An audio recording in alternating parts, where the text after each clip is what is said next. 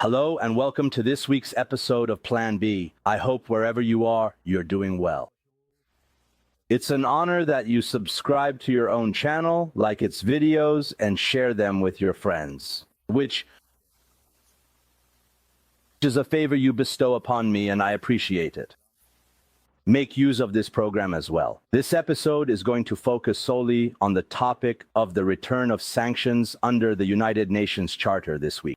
As a result of the mechanism that the European Troika established through the JCPOA, or the nuclear agreement between Iran and the European countries, the so-called P5+1, we're going to discuss it from economic, foreign, and domestic policy and security perspectives. Let's carefully consider what will precisely happen to Iran as a direct result of the full return of the United Nations sanctions if the intricate process I mentioned in the previous episode continues to unfold, the process of implementing the snapback mechanism leading to the suspension of Iran's nuclear program was in place, and after that, it addressed UN Security Council Resolution 2233. Let's delve into what will happen.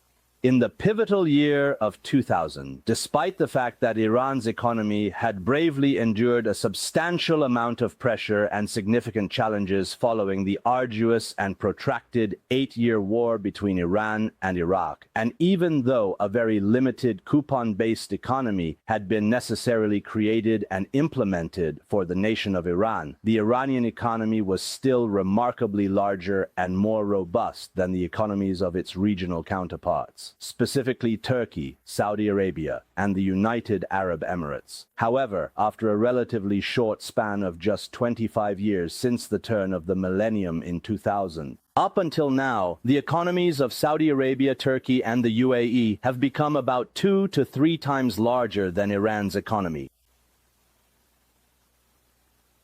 Yes, 2 to 3 times larger in just 25 years. By 2025, the economies of our neighboring countries like Turkey, Saudi Arabia, and the UAE have surpassed Iran's. IMF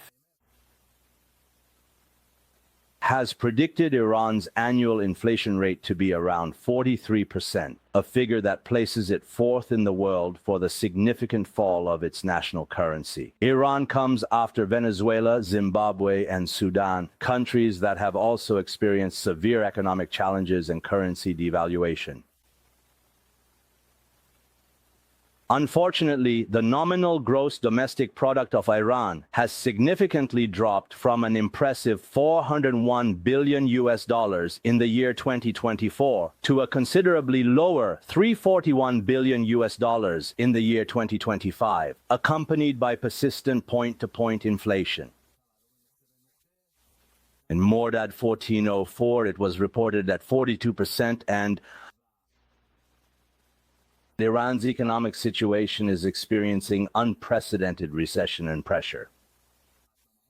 The repeated resolutions from 2006 to 2010 against Iran, and then the subsequent resolutions up to 2025, which were all suspended with the JCPOA agreement, are now set to once again put increased pressure on Iran's already fragile economy, and the cost of this will be borne by various segments of society, especially the low and middle income groups.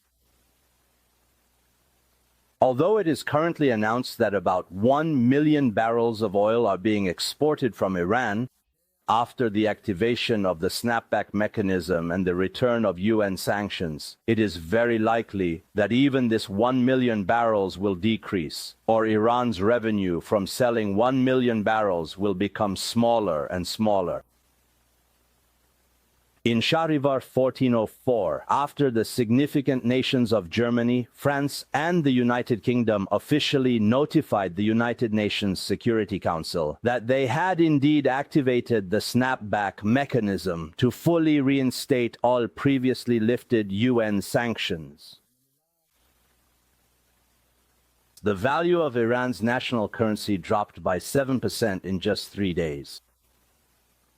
This happened while The United States dollar rose to as high as 110,000 Iranian tomans, and the financial market experienced an even greater and more significant shock.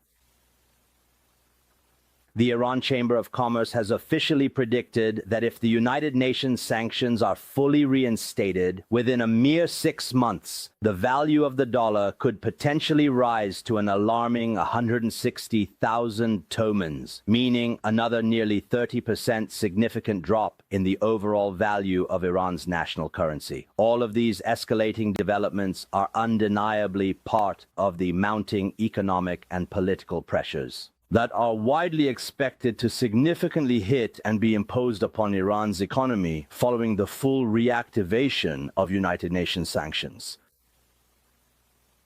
This is the result of that emotional resilience and those resolutions that we dismissed as worthless pieces of paper. We said, yeah, keep issuing resolutions until you run out of paper. And now what we're seeing today is the outcome of that. Economically, all companies affiliated with Iran, whether in shipping or in the aviation industry, all imports and exports to Iran will be affected, as well as insurance companies, financial institutions, and so on. Almost everything related to Iran's economy will be significantly impacted by these sanctions. But apparently, once again, there is no truly significant action from the Islamic Republic to reduce the economic pressure on its people or on itself. And nothing serious seems to be underway. What we are seeing is that, given the special circumstances Iran is in, with security threats, economic threats, and military threats, Iran prefers to move more toward military threats because it knows that the outcome and cost of negotiations are higher than the cost of war. Exactly what Abbas Araghchi said last week. But Iran will also face other serious problems.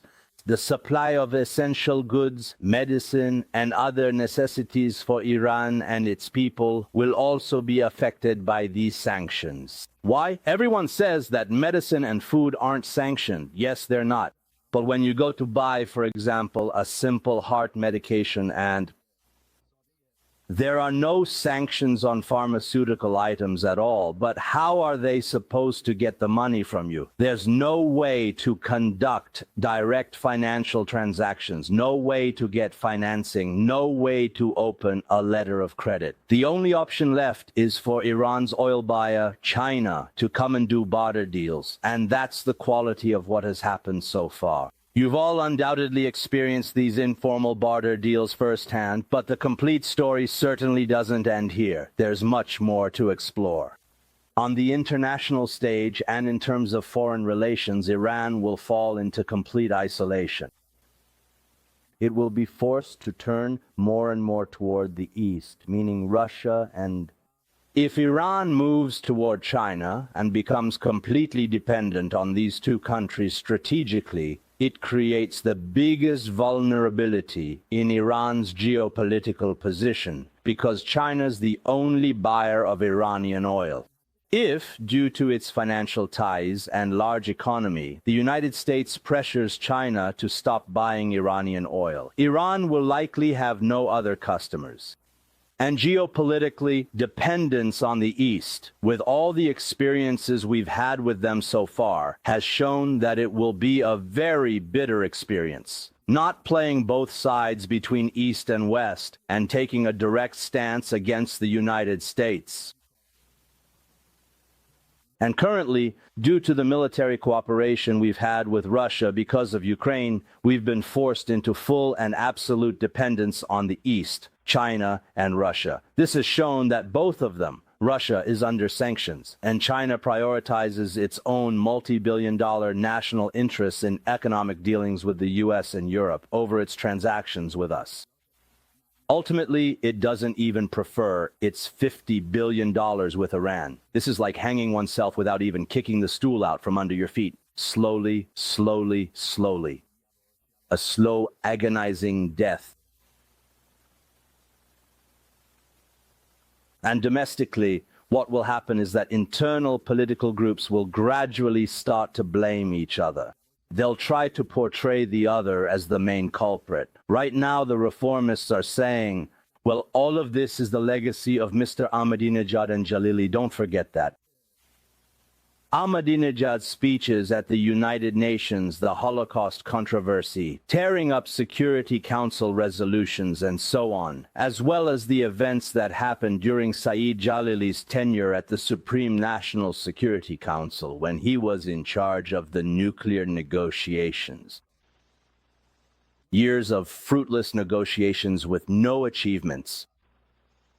Of course, there were achievements, but not for the people of Iran. In the end, we lost our massive investments due to the US military attacks on our nuclear facilities, and also attacks from Israel on the other side. The Paydari Front and the conservatives also attacked the reformists and the government. So you said we should vote for Pezeshkian so there wouldn't be a war. You said you'd lift the sanctions. What happened? So there was a war you negotiated and the sanctions came back. What happened, Mr. Pezeshkian?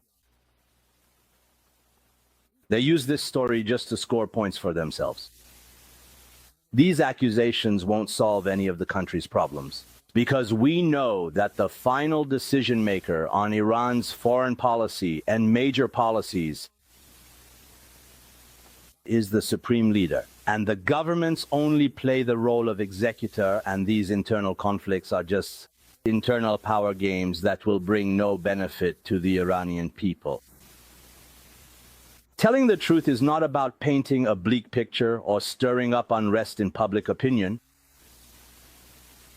It has unfortunately resulted in nothing but complete isolation and a profound sense of national disillusionment. So far, it seems the situation will be such that the government's ability to allocate domestic resources will be greatly diminished. Military institutions, security organizations, entities under the supreme leaders or revolutionary supervision, and also the government apparatus and its infrastructure will be affected by the reduction in Iran's economy, oil revenues, and transactions and investments in Iran. And it will likely increase internal tensions between factions and political groups for this very reason. On the other hand, the rank and file of all these forces, who mostly live like ordinary people and receive a modest fixed salary, their daily lives will come under serious pressure. And on the other hand, the groups that act as sanction-evading groups or intermediaries in Iran's international economic transactions will benefit more and more, because if previously they discounted at rates of 10 to 30% and returned some of this oil money to Iran, now their commission fees will likely increase significantly, because international pressure on Iran and its economic transactions will intensify. With the return of UN sanctions, whether in terms of the economy, foreign policy, or the domestic policy of the Islamic Republic will come under even greater pressure, and it is likely that there will be widespread protests in the future from both supporters and opponents, and most importantly from ordinary Iranian people. This is happening while the threat of war still looms over Iran, and it doesn't seem like Iran wants to make any fundamental changes in its international policies or build international trust regarding its nuclear and military activities. All of this is now well and truly beyond mere speculation. All of this has moved past the realm of speculation, and we will probably feel it more and more in our daily lives, in our very bones.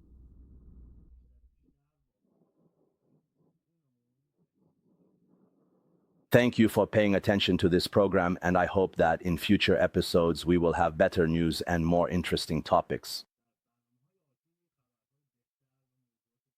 We'll analyze them, though in the next program we'll cover side topics. But until then, I will leave you in God's loving care. Long live Iran and Iranians. With respect, goodbye.